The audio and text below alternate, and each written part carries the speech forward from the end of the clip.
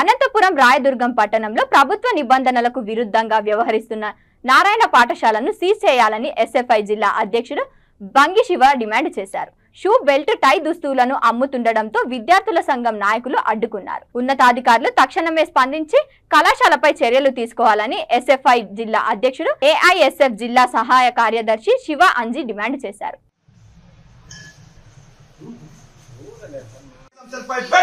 చర్యలు తీసుకోవాలి.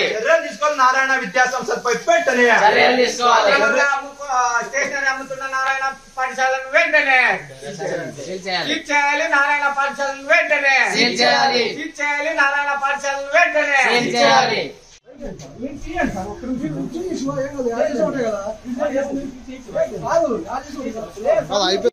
ఈరోజు నారాయణ విద్యా సంస్థలు గతంలోనే విద్యార్థి సంఘాల ఆధ్వర్యంలో సీజ్ చేయించినటువంటి పుస్తకాలు అనేకం ఉన్నాయి.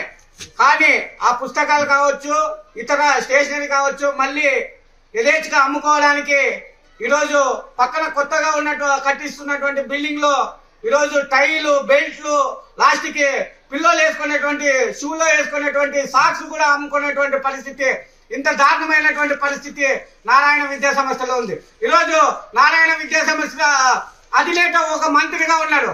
అతనికి ఇంకా మంత్రి పదవి ఎందుకని చెప్పి మేము భారత విద్యార్థి ఫెడరేషన్ ఎస్ఎఫ్ఐగా అడుగుతున్నాం. ఈరోజు ప్రభుత్వం చిత్తశుద్ధి ఉందా? ప్రభుత్వ పాఠశాలను బలహీనం చేశామని చెప్పి ఈరోజు బలహీనంగా కార్పొరేట్ పాఠశాలకి యథేచ్ఛగా అమ్ముకోవడానికి స్వేచ్ఛని ఇస్తున్నటువంటి తరుణంలో మనం చూస్తా ఉన్నాం. ఇక్కడ ఉన్నటువంటి MU 1 కానీ 2 కానీ అర్ధగంట సేపు అయింది వచ్చి ఫోన్ చేస్తే వాళ్ళు ఇంతవరకు కూడా స్పందించినటువంటి దాఖలాలే లేవు. తక్షణమే జిల్లా విద్యాశాఖ అధికారులు నారాయణ పాఠశాల పైన కఠినమైన చర్యలు తీసుకొని సీజ్ చేయాలని చెప్పి భారత విద్యార్థి ఫెడరేషన్ ఎస్ఎఫ్ఐ అదేవిధంగా ఏఎస్ఎఫ్ గా మేము డిమాండ్ చేస్తున్నాం.